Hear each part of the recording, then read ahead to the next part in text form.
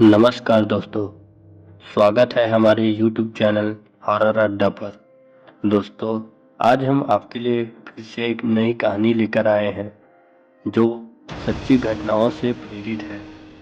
कहानी एक प्रिया नाम की लड़की के ऊपर आधारित है।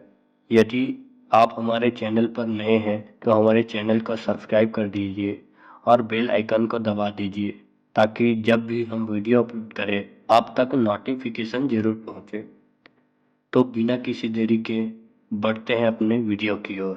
कहानी शुरू होती है मुंबई के एक पुराने कॉलेज में, जहां गर्ल्स हॉस्टल था। उस हॉस्टल का नाम था राधिका गर्ल्स हॉस्टल। 4 मंजिला बिल्डिंग और हर फ्लोर पर लगभग 20 से 25 स्टूडेंट। हॉस्टल का वातावरण हमेशा शांत रहता था, लेकिन चौथा फ्लोर में एक अजीब सा कमरा था, रूम नंबर 412। उस कमरे में कोई नई लड़की कभी नहीं रहती थी।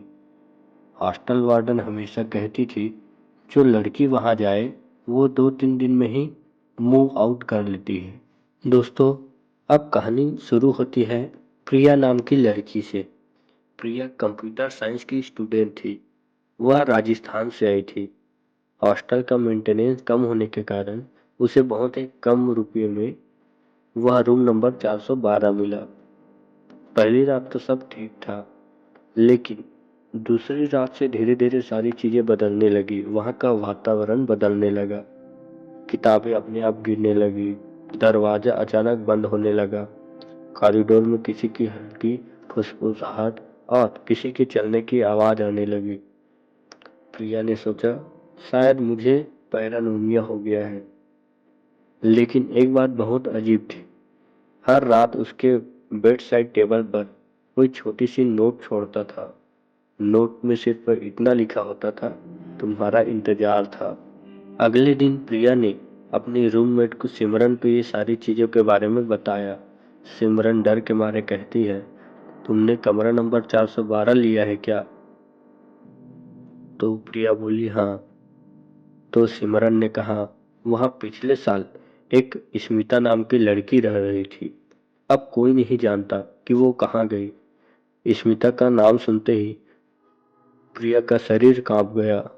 दोस्तों, उसी रात प्रिया ने कॉरिडोर में किसी की हंसने की आवाज सुनी और किसी ने धीरे से उसका नाम पुकारा, प्रिया। अगले दिन फिर उसने सिमरन को ये सारी चीजें बताई। फिर दूसरी रात उसने देखा कि दर्पण के सामने स्मिता खड़ी थी, लेकिन स्मिता की आंखें पूरी तरह से काली थी और हाथ में एक पुरानी डायरी थी। डायरी खुली और उसमें लिखा था कि जो भी रूम नंबर 412 में आएगा वो अब मेरी चीजों का हिस्सा बनेगा। ये सारी चीजें देखकर प्रिया एकदम से डर गई। वह हड़बड़ाने लगी और कांपने लगी। दोस्तों, ये सारी चीजें चल ही रही थी कि एक रात हॉस्टल में पावर कट हो गया। प्रिया ने इमरजेंसी लाइट जलाई और उस इमरजेंसी लाइट में प्रिया ने देखा कि रूम नंबर 412 का दरवाजा अपने आप खुल गया और कॉरिडोर में एक लंबा साया घूम रहा था। प्रिया ने डिसाइड किया कि मैं वहां जाकर जरूर देखूंगी कि वहां क्या है।